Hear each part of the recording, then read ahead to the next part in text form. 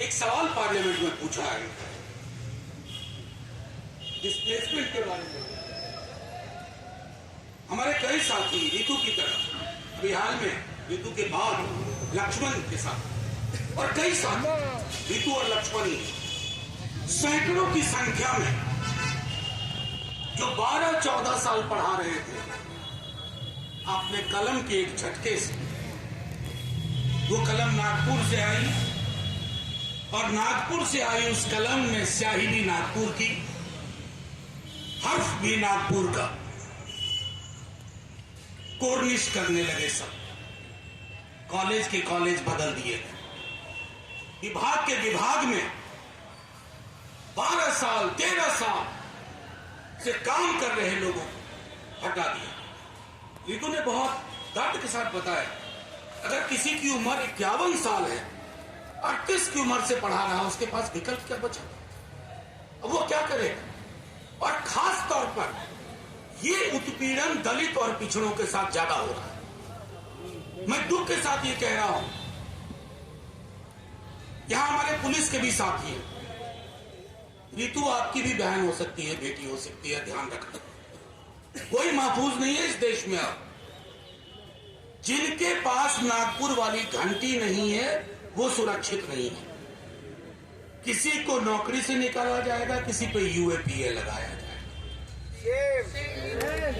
तो अब ये लड़ाई ऋतु के बहाने बड़ी लड़ाई सोचे मिल गया, ये माध्यम बन गई है। क्या चीज?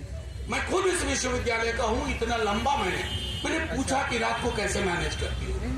मेरा मौसम बदले, क्या चीज? मैं कह रहा मौसम बदले, आपके साथी नहीं बदले। ये जज्बा हम में से हर एक को रखना होगा।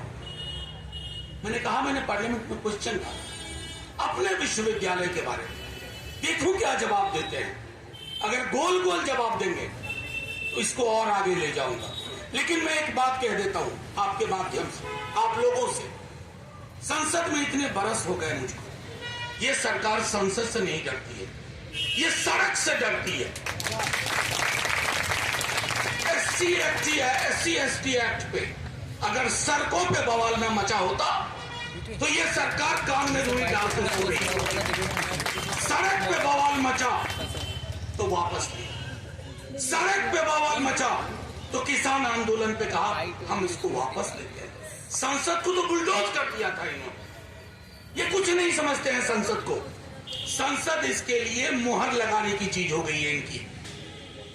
अभी आपको एक घटना बताऊं, हाल में पेरियार की, हमारे ग्रामीण पुण्यतर कार्यक्रम के एक साथी ने पेरियार का एक उदाहरण दिया और उस पर बवाल मच गया, हंगामा मचा दिया।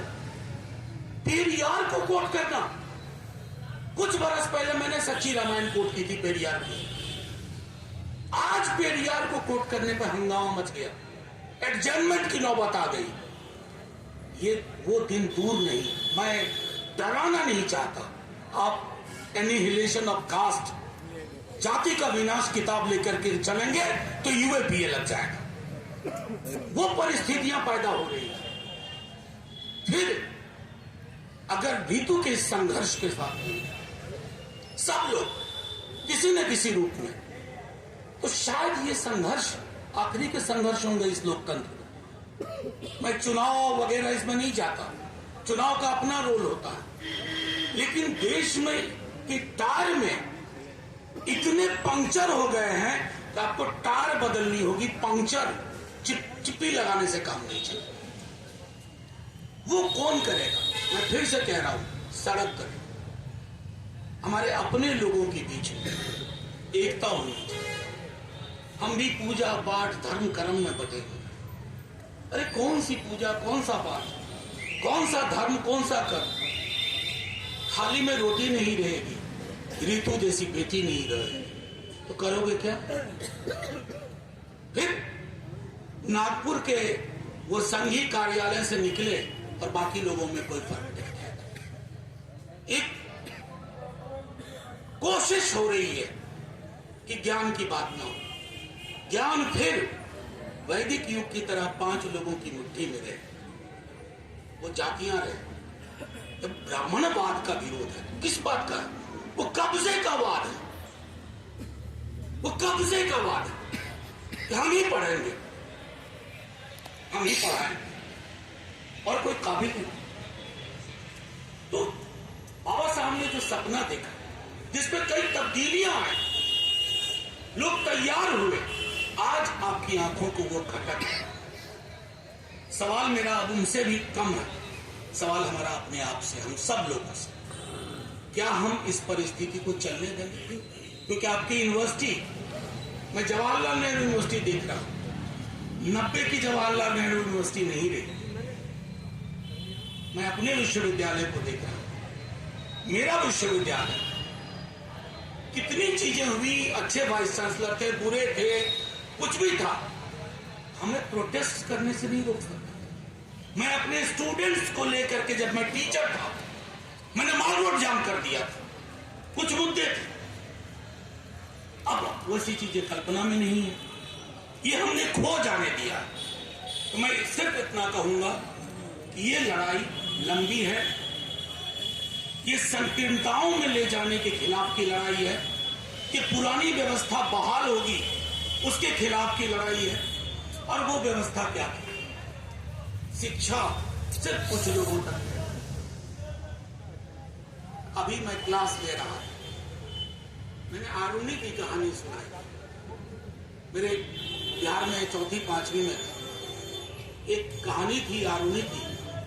वो गुरुकुल में पढ़ते थे, सारे ब्राह्मणी टीचर भी और ब्राह्मणी स्टूडेंट होते थे। उनका काम था शिक्षक का सिर्फ पढ़ना पढ़ाना नहीं, शिक्षक का खेती बाड़ी भी देखना, उनका किचन भी संभालना। उस कहानी में हुआ यूं कि एक दिन बहुत बारिश हुई, सारे छात्र खेत से आ गए, एक ये नहीं आया। तो शिक्षक जब बारिश रुके तो पूछा कि आरुणि कहाँ है? तो बताया कि आरुणि नहीं मिल रहा है। तो खेत में गए तो देखा कि आरुणि मेड़ पे लेटे हुए हैं। तो गुरुजी ने पूछा, काहे भाई, काहे लेटे हो? तो गुरुजी, आप ही ने कहा था कि पानी इस मेड़ से इधर से उधर ना जाए। आज्ञाकारी छात्र थे। मैं आज अपने स्टूडेंट से मैंने पूछा कि ये कहानी मुझे क्यों पढ़ाई गई थी? कोई कुछ बोला, कोई कुछ। मैंने कहा ये कहानी मुझे पढ़ाई गई थी कि इस व्यवस्था को बरकरार रखो। आरुणि एक आज्ञाकारी ब्राह्मण छात्र, एक ब्राह्मण गुरु के इतना भी आज्ञाकारी नहीं बनना है। और अगर दुनिया में सब आज्ञाकारी होते ना, सुकरात से लेके पेरियार, अंबेडकर, तो दुनिया आज यहां तक नहीं पहुंचती। मैं सिर्फ इतना कहूंगा रितु, लड़ाई, मेरे पास कुछ जवाब नहीं है कि लड़ाई कब तक चलेगी, लेकिन ये जब तक चलेगी हम आपके साथ, और आपको कोई कमी नहीं है साथियों की। ये भी मैं कहूं, कई लोग जो नहीं आ पाते हैं यहाँ, जैसे मैंने ही कहा मेरी माँ की तबीयत ठीक नहीं थी तो मुझे वक्त लगा, तो मैंने कल बात की कि इनको आज मुलाकात रेगुलर हो ना हो, ये लड़ाई हम सड़कों पर भी ले जाएंगे, यहाँ रहेगी। और ये ऋतु या लक्ष्मण या सैकड़ों के बियॉन्ड की लड़ाई है। पुलिस वाले साथियों, ये आपके बच्चों की भी लड़ाई, मीडिया के जो हमारे साथी हैं, ये आपके भी बहन बेटी भाई की लड़ाई है। कुछ बचेगा नहीं, और जब कुछ बचेगा नहीं ना, तो हम सब मिलकर के मुहर्रम के गीत गाएंगे। जय भीम, जय हिंद।